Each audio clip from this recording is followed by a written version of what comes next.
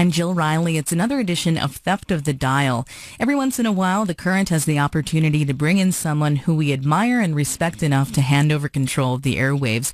We call it Theft of the Dial, where you get to hear a guest DJ take over 89.3 The Current, play some of the music they love, and talk about why they chose it.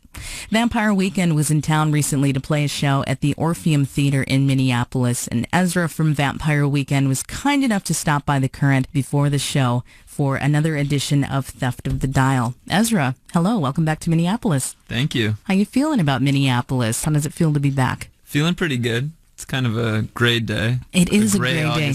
I don't know if I've ever been to Minneapolis in the summer. So I was curious to kind of see what it's like. I don't know if this is the best indication of... You know, this is not the best indication, but it can either be gray and 70 or it can be super hot, humid, buggy, and 95. Okay. So maybe this is best. This is maybe best. Vampire Weekend, the new record is Modern Vampires of the City. Congratulations on the success of the record. Oh, thank you. You just played Lollapalooza. How was it? I mean, just from the things I read about it in the video I saw, it looked like such a great time. Yeah, it's great. I think I've slowly come to realize that it's one of the best festivals in the world, maybe. We play so many festivals that sometimes they all kind of blend into one. But there's something really unique about it because to get that many people, it's like 100,000 people in the middle of a city, you know, the stage we played at, you got the skyline right behind you, you're right next to the lake. To somehow pull that off is pretty incredible. Like, it'd be impossible to do that in New York. Do you think that it has something to do maybe with the Midwest or the people there? Is that what it is kind of amounts to, do you think? Well, a big part of it is the crowd and the energy. I don't know if that's just Chicago people like to have a good time or what, but it really is, like in the UK or something, people get like really rowdy in a way that they usually don't in America. But actually at Lollapalooza, the energy almost felt like something kind of different. Yeah, there's, I don't know, something special going on there. I was watching an interview, I think it was on YouTube. You got interviewed by Kennedy backstage at Lollapalooza, and I was so jealous because I remember watching her on MTV and just thinking, I want to be a DJ like Kennedy. Did you watch her on MTV? Were you a big MTV watcher?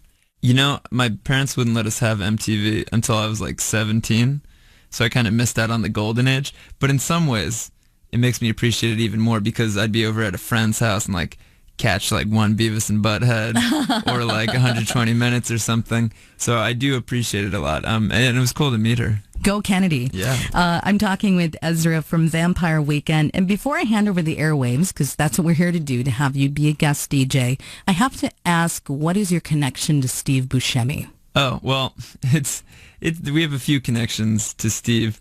I mean, one is that he and our bassist, Chris Baio, are very distantly related by way of Sicily. But beyond that, we're doing this thing with Amex where they basically hook you up with like a live stream for one of your shows. And as part of it, they choose somebody to direct it. So, you know, we had these conversations about who should be the director.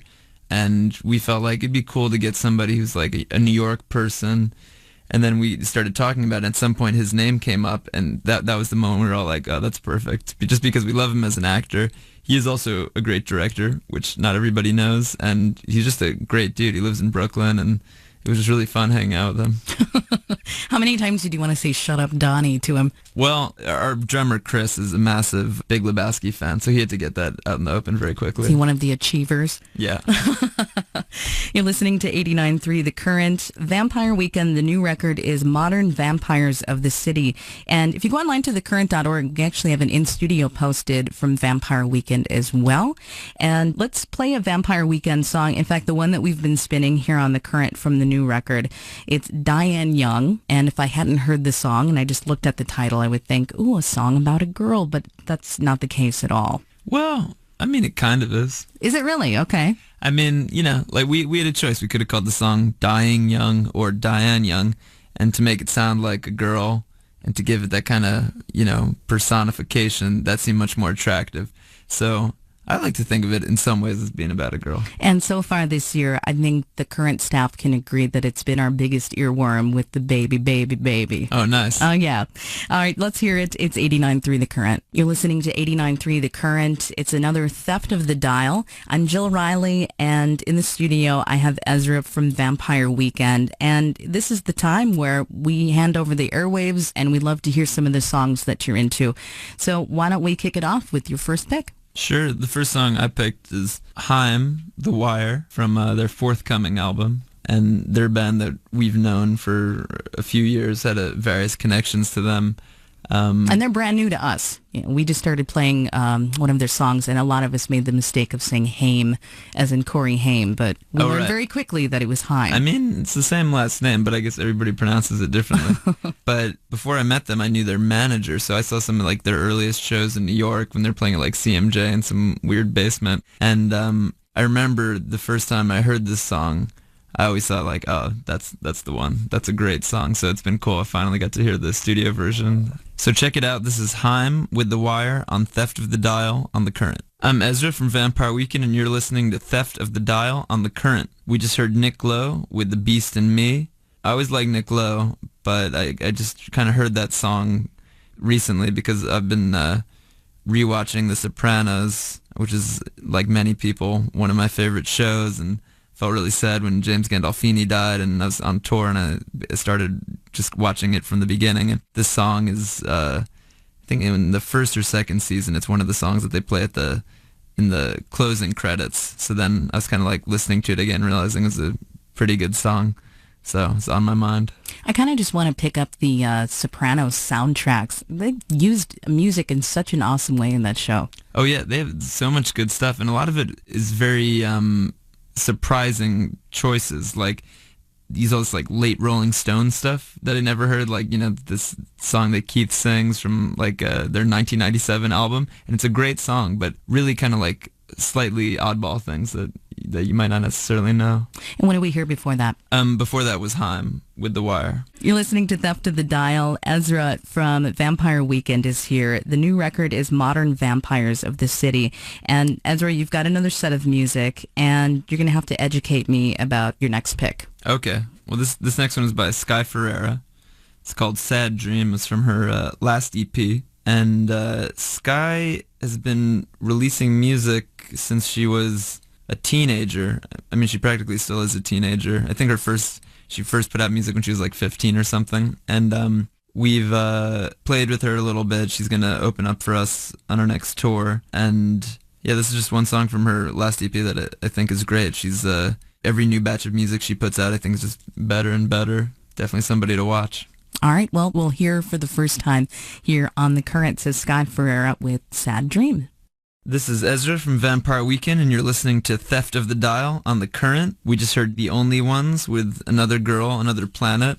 They're like a British band from the late 70s who I don't think that many people know, although I think a lot of people might know this song. This is kind of like their standout. And this is a song I first heard when I was a teenager, and this is like exactly the type of music that like I loved and continue to love, which is kind of like smart British new wavy pop punk type stuff. And yes, this is just one of my favorites. Another Girl, Another Planet. And before that, an artist that we're being introduced to for the first time, Sky Ferreira.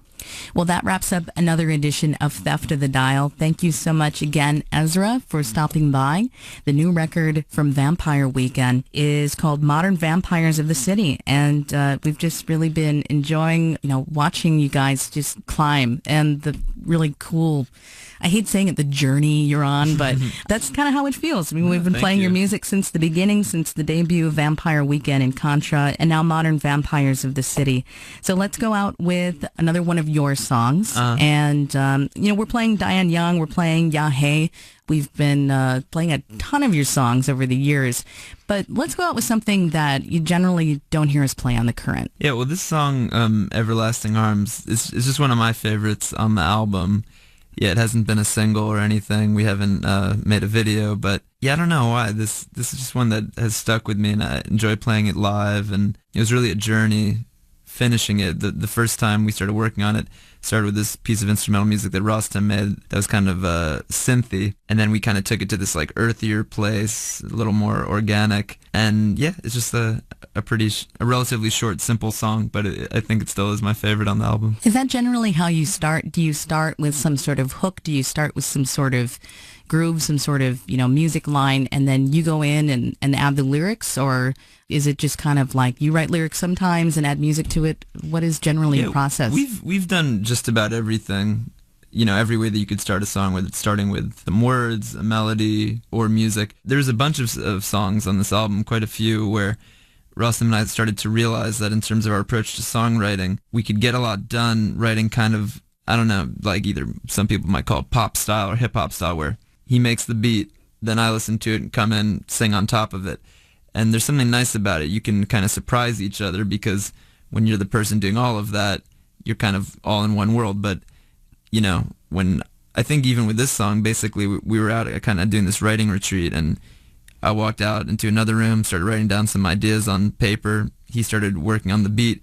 I came in the first time I heard it, just kind of sang some melodies. And a lot of times the first melody that pops into your head is the best one and stuck. So that's always a good way for us to work. Okay, you got to talk more about this writing retreat before we go into the song. Sure. Is that like a typical thing that a band does? All right, we're going to go on a writing retreat this weekend, so everybody clear out, Friday, Saturday, Sunday. Well, I just love that you call it a writing retreat. Right, I've never heard that before. It's funny. I mean, we never did it before. And the truth is, with our first two albums, we never really needed to, because the songs just they were already there. You get an idea for a song, you didn't have to worry about it. But then at a certain point, I think in everybody's career, you have to stop and say, okay, we want to make an album, we have ideas, but we need to work at songwriting. It's kind of like funny to actually think of it as work, because that's not how it was in the beginning. But sometimes you need to kickstart it one way or another. So we used to just kind of meet up in New York and work that way. But then actually it was through our friends in Grizzly Bear that we got the idea, because those guys, they only write on these little trips together. They're not grinding it out in somebody's apartment, every day for a month. They're more like, okay, how about next month we get together for 2 weeks? They usually go to some kind of exotic location and go meet and work and write. And it's like focus, focus, focus. Yeah, so we started to think, maybe there's something to be said for that, because in New York, it's very easy. We get together during the day, kind of have an off day, don't really come up with anything good, and then, look at your watch, it's 4:30, and you're like, well, maybe let's call it a day. Mm-hmm. Then you go home, go see your friends. So basically we said, let's try what Grizzly Bear does. And we only did it once, and we were lucky that we had this friend from college who's had this house on Martha's Vineyard that he was staying at that was basically empty. So we just rolled up there, away from everything, literally on an island, separated by a body of water from everything else that was going on. And it did help us to focus, and we came up with a solid 3 songs that made the album that way. All right, well, let's hear the song Everlasting Arms, Vampire Weekend. Thanks again.